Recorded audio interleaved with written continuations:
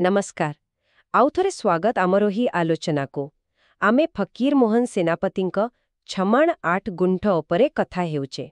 हाँ नमस्कार। आजी आमे एहार सप्तम परिच्छेद बुढ़ी मंगला सेही विषय टिके गभीर भावे देखिबा। निश्चय एटा गोटे बहुत महत्वपूर्ण परिच्छेद। आउ हाँ जदि आमर पूर्व आलोचना गुड़िक विशेष करिकी गत किछि परिच्छेद शुणी नाहंती ताहले बोधुए एई आजिर आलोचना को भल भावे बुझिबा पाई टिके सेगुड़िको उपरे नजर पकेई दिले भल हेबो। हाँ कारण चरित्र और घटनार सूत्र सब जोड़ी हेकी अछि। ठीक तेबे चालंतु आरंभ करिबा। बुढ़ी मंगला कौन रहिछि एई परिच्छेद रे? एई परिच्छेद आरंभ होउछि गोविंदपुर गाँर प्रसिद्ध बुढ़ी मंगलांक पीठर वर्णनारू। असुर दिघी पाखरे। हाँ सेई विराट बरगछ मूलटा। हाँ किते पुराना से गछ। एमिति कहंती जे सत्य जुगर आउ से नौंक दुर्भिक्ष बेलर भयंकर तोफान सेथरे भी तार किछि हेलानी। वाह एइठु ही लोकंक विश्वास आरंभ। एकदम आउ देवींक मूर्ति पत्थरर पूरा सिंदूर बोला। तांको नारे जमीबाड़ी भी अछि किछि। हाँ 2.5 मण देवोत्तर जमी सेटा देउरी भोग करे सेई पूजा पाठ करे। अच्छा आउ देउरीर भी बेश मान सम्मान थिबो गारे। बहुत से पुणी कहे जे ठाकुराणी ताकू स्वप्न रे देखा दियंती तो लोकंकर विश्वास होरी बढ़ी जाए। सेटा स्वाभाविक आउ लोक माने कोन पई आसंती सेटिकी मानसिक करंती। हाँ विशेष करी पिला पिलिंकर रोबा भल हबा पाई माटीर हाथी घोड़ा देवाकू मानंती। आउ संतान पाई? हाँ बंध्या नारी माने भी पुत्र संतान पाई आशा रखी पूजा करंती। गाँ लोकंकर अगाध विश्वास। प्रतिदिन पूजा हुए कि ना सबुदिन नुहे किंतु जेमिति विवाह घर हैला कि कहार बेमारी भला हैला किमा किछि मानसिक पूरण हेले पूजा करंती। अच्छा आउ जदि गाँरे किछि बाड़ी पड़िला माने महामारी सेतेबेले तो पूजार पूरा धूम लगे तांको एकदम प्रत्यक्ष देवता भली मानंती। बुझिली तेबे ए विश्वास भितरे कहानी आगुकू बघुछि जणे रहस्यमयी स्त्री लोकर प्रवेश होछि। हाँ एटा गोटे भारी इंटरेस्टिंग मोड। जणे स्त्री लोक बयस प्राय 30 हबो। से प्रतिदिन सकाळे गाधी पाधेई आसे मंगलांक पाखरे पानी टिके दिए मुंडिया मारे। आउ संध्या बेले संध्यारे दीपटिए जाली देही चली जाए बहुत चुपचाप लाजकुड़ी। प्राय 6 मास हला एमती चलीछि। काहा संगे कथावार्ता करेनी ना काहाकू किछि कुहेनी निज काम सारी चली जाए। अच्छा एइठु आरंभ हेउछि असल रहस्य। हाँ दिने सकाळे गोरु जगा पिला माने कोन देखिले? कोन देखिले ठाकुराणींक पाखरे किए सज मंदार फुलर माला पकेइछि खई उखुड़ा भोग भी लागिछि। किंतु पूजा तो एई नथिला से दिन ना पूजा तो हेइनी।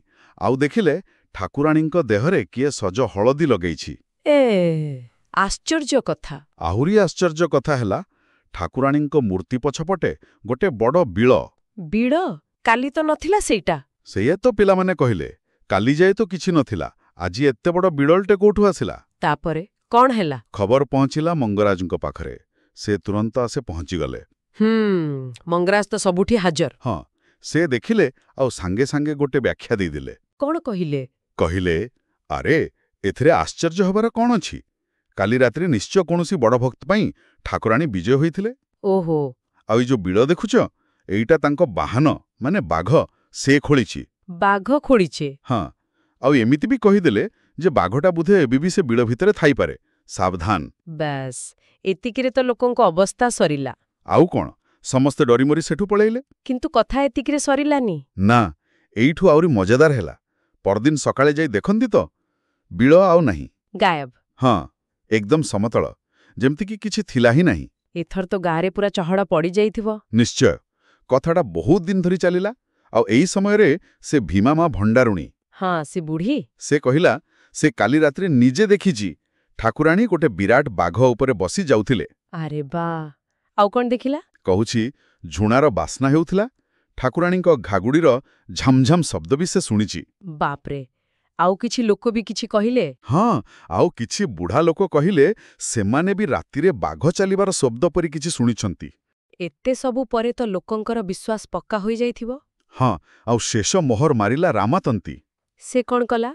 से कहिला सकाळे से जागारे सतर बाघर पादचिह्न माने खोज देखिछि। बस एहा परे समस्तंकर दृढ़ विश्वास हेगला जे ठाकुराणी निश्चय आसीथिले। କିନ୍ତୁ ଏଇଠି ଗୋଟେ କିନ୍ତୁ ଅଛି। ଏକ୍ଜାକ୍ଟ। ମଙ୍ଗରାଜଙ୍କର ସେଦିନ ସେଠି ହଠାତ୍ ପହଞ୍ଚିଯିବା, ସାଙ୍ଗେ ସାଙ୍ଗେ ବ୍ୟାଖ୍ୟା ଦେବା, ତାପରେ ରାମତନ୍ତ୍ରୀ କଥା କହିବା ବେଳେ ମଙ୍ଗରାଜ ତା ଆଡ଼କୁ ଯେମିତି ଚାହିଁଲେ। ସେ ଚାହାଣୀରେ କିଛି ଇସାରା ଥିଲା କି? ମନେ ହେଉଛି। ଆଉ ସେ ବିଲଟା ହଠାତ୍ ଗାୟବ ହେଇଯିବା, ଏସବୁ ମିଶି ଗୋଟେ ସନ୍ଦେହ ସୃଷ୍ଟି କରୁଛି। ମାନେ ମଙ୍ଗରାଜଙ୍କର ଏଥିରେ କିଛି ହାତ ଥାଇପାରେ? ବହୁତ ସମ୍ଭାବନା ଅଛି। ଫକୀରମୋହନ ବୋଧେ ଏଇଠି ଦେଖେଇବାକୁ ଚାହୁଁଛନ୍ତି ଯେ କେମିତି ଜଣେ ଚତୁର ଲୋକ ଧର୍ମ ଆଉ ଲୋକଙ୍କର ସରଳ ବିଶ୍ୱାସକୁ ନିଜ ସ୍ୱାର୍ଥ ପାଇଁ ବ୍ୟବହାର କରିପାରେ। ତାହେଲେ ସଂକ୍ଷେପରେ କହିଲେ, ଏ ପରିଚ୍ଛେଦରେ ଆମେ ଦେଖୁଛେ ଗୋଟେ ପଟେ ଗଭୀର ଲୋକବିଶ୍ୱାସ, ବୁଢ଼ୀ ମଙ୍ଗଳଙ୍କର ମହିମା, ଅନ୍ୟପଟେ ସେଇ ବିଶ୍ୱାସ ସହ ଯୋଡ଼ି ହୋଇ ରହିଥିବା କିଛିଟା ଅନ୍ଧବିଶ୍ୱାସ ବି। ହଁ, ଆଉ ସେଇ ରହସ୍ୟମୟୀ ସ୍ତ୍ରୀଲୋକଟି, ତାର ନୀରବ ପ୍ରାର୍ଥନା। ଆଉ ସବାଶେଷରେ ଗୋଟେ ଅଲୌକିକ ଘଟଣାର ଆଡୁଆଳରେ ମଙ୍ଗରାଜଙ୍କର ଏକ ସମ୍ଭାବ୍ୟ ଚାଲ, ଯାହା ଲୋକଙ୍କ ବିଶ୍ୱାସକୁ ଆହୁରି ଦୃଢ଼ କରୁଛି, କିନ୍ତୁ ପଛରେ ଅନ୍ୟ କିଛି ଉଦ୍ଦେଶ୍ୟ ଥାଇପାରେ। ଠିକ୍ ଏଇ ବିଶ୍ୱାସ ଆଉ ଚତୁରତାର ଖେଳ ହିଁ ଏ ପରିଚ୍ଛେଦର ମୁଖ୍ୟ ଆକର୍ଷଣ। ଏବଂ ଏହା ଆମ ମନରେ କିଛି ପ୍ରଶ୍ନ ଛାଡ଼ି ଯାଉଛି। ସେ ସ୍ତ୍ରୀଲୋକଟି ପ୍ରକୃତରେ କିଏ? ତାର ଏତେ ନୀରବ ସାଧନା କାହିଁକି? ଆଉ ସବୁଠୁ ବଡ଼ କଥା, ମଙ୍ଗରାଜଙ୍କର ଏ ପୂରା ଘଟଣାକ୍ରମ ପଛରେ ପ୍ରକୃତ ଉଦ୍ଦେଶ୍ୟ କ'ଣ? ହୁଏତ ଏହାର ଉତ୍ତର ଆମକୁ ଆଗାମୀ ପରିଚ୍ଛେଦମାନଙ୍କରେ ମିଳିବ। ଆଶା କରୁଛୁ ବୁଢ଼ୀମଙ୍ଗଳା ପରିଚ୍ଛେଦରେ ଏ ଆଲୋଚନା ଆମ ଶ୍ରୋତାମାନଙ୍କୁ ନିଶ୍ଚୟ ଭଲ ଲାଗିଥିବ। ଆଗକୁ କ'ଣ ହେଉଛି ଜାଣିବା ପାଇଁ ଆମ ସହିତ ଯୋଡ଼ି ହୋଇ ରୁହନ୍ତୁ। ହଁ, ଆଗକୁ କାହାଣୀ ଆହୁରି ରୋଚକ ହେବ। ଆଉ ଗୋଟେ କଥା, ଯଦି ଆପଣମାନେ ଆଉ କୌଣସି ଓଡ଼ିଆ ଉପନ୍ୟାସ ବା ଗଳ୍ପର ଏମିତି ଆଲୋଚନା ଶୁଣିବାକୁ ଚାହୁଁଛନ୍ତି, ତେବେ ଦୟାକରି କମେଣ୍ଟରେ ଆମକୁ ଜଣାନ୍ତୁ। ଆମେ ନିଶ୍ଚୟ ଚେଷ୍ଟା କରିବୁ। ଆମର ଏହି ଓଡ଼ିଆ ସାହିତ୍ୟ ଚର୍ଚ୍ଚାର ପ୍ରୟାସକୁ ଆଗକୁ ନେବା ପାଇଁ ଆପଣଙ୍କ ସହଯୋଗ ନିହାତି ଜରୁରୀ। ତେଣୁ ଲାଇକ୍, କମେଣ୍ଟ ଆଉ ସବସ୍କ୍ରାଇବ୍ କରିବାକୁ ଭୁଲିବେନି। ଆଉ ଯଦି ନୂଆ ଅଧ୍ୟାୟର ସୂଚନା ପାଇଁ ସେ ବେଲ୍ ଆଇକନଟାକୁ ବି ଟିକେ ଦବାଇ ଦିଅନ୍ତୁ। ହଁ, ଆଉ ଯଦି ସମ୍ଭବ ଆମର ଏହି ଓଡ଼ିଆ ପଡକାଷ୍ଟକୁ ଆପଣଙ୍କ ସହଯୋଗର ହାତ ବଢ଼ାନ୍ତୁ। ସ୍କ୍ରିନରେ ଗୋଟେ QR କୋଡ୍ ଦେଖାଯାଉଥିବ। ତାକୁ ସ୍କାନ୍ କରି ଆପଣ ଯଦି କିଛି ସାମାନ୍ୟ ଆର୍ଥିକ ସହାୟତା କରିବେ, ତାହା ଆମ ପାଇଁ ବହୁତ ବଡ଼ ସାହାଯ୍ୟ ହେବ। ଆପଣଙ୍କ ଛୋଟ ଯୋଗଦାନ ଆମକୁ ଏମିତି କାମ ଜାରି ରଖିବାକୁ ପ୍ରେରଣା ଦେବ। ଆଜି ପାଇଁ ଏତିକି। ରହୁଛୁ। ଧନ୍ୟବାଦ। ଧନ୍ୟବାଦ।